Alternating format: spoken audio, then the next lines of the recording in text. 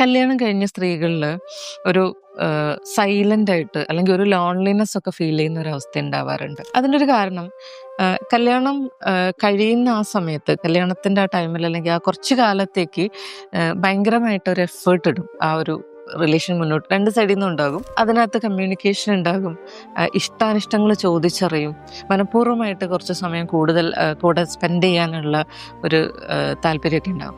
കുറച്ച് കഴിയുമ്പോഴത്തേക്ക് നമ്മൾ അസ്യൂം ചെയ്യാൻ തുടങ്ങും, എനിക്ക് ഇയാളെ നന്നായിട്ട് അറിയാം, ഇഷ്ടാനിഷ്ടങ്ങൾ അറിയാം, അപ്പോൾ ആൾ ഓക്കെ ആണ് എന്ന് അസ്യൂം ചെയ്യും. അപ്പോൾ കമ്മ്യൂണിക്കേറ്റ് ചെയ്യാൻ വരുന്ന സമയത്ത് പോലും ഓപ്പൺ ആയിരിക്കില്ല കമ്മ്യൂണിക്കേറ്റ് ചെയ്യാൻ വേണ്ടിയിട്ട്. എന്തിനാ ഇപ്പോൾ വർത്തമാനം പറയേണ്ട കാര്യം, എനിക്ക് അറിയാലോ, ആ ഒരു സംഗതി ഉണ്ടാകും. അപ്പോൾ ഓട്ടോമാറ്റിക്കലി എന്താ സംഭവിക്കുകയെന്ന് വെച്ചാൽ, ഇനി കമ്മ്യൂണിക്കേറ്റ് കുറച്ച് സമയം കഴിയുമ്പോഴത്തേക്ക് ഇൻസൾട്ടഡ് ആയി, അല്ലെങ്കിൽ അവിടെ കുറച്ചൊരു ഈഗോ വർക്കൗട്ടായി, എനിക്ക് ആവശ്യത്തിന് കിട്ടിയില്ല എന്നുള്ള പ്രസൻസ് വന്നില്ല, കിട്ടിയില്ല എന്നുള്ളതൊക്കെ വരും.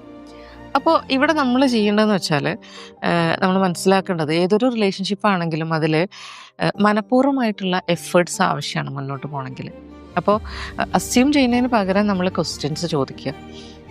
അതായത് ചോദ്യം ചെയ്യലല്ല, അല്ലാണ്ട് തന്നെ നമുക്ക് ചോദ്യങ്ങൾ ചോദിക്കാം. ഓക്കെ ആണോ, ഇതാണോ വേണ്ടത്, എന്താണ് ആവശ്യം എന്നുള്ള സംഗതിയൊക്കെ നമുക്ക് കമ്മ്യൂണിക്കേഷൻ ശരിക്കും എഫക്റ്റീവായിട്ട് ചെയ്യുകയും കൂടുതലായിട്ട് നമ്മളതിൽ കുറച്ചുകൂടെ ഫോക്കസും കൂടെ കൊടുത്തു കഴിഞ്ഞാൽ അത് കുറച്ചുകൂടെ ഭംഗിയായിട്ട് മുന്നോട്ട് പോകുന്നതാണ് എനിക്ക് മനസ്സിലായിട്ടുള്ളത്.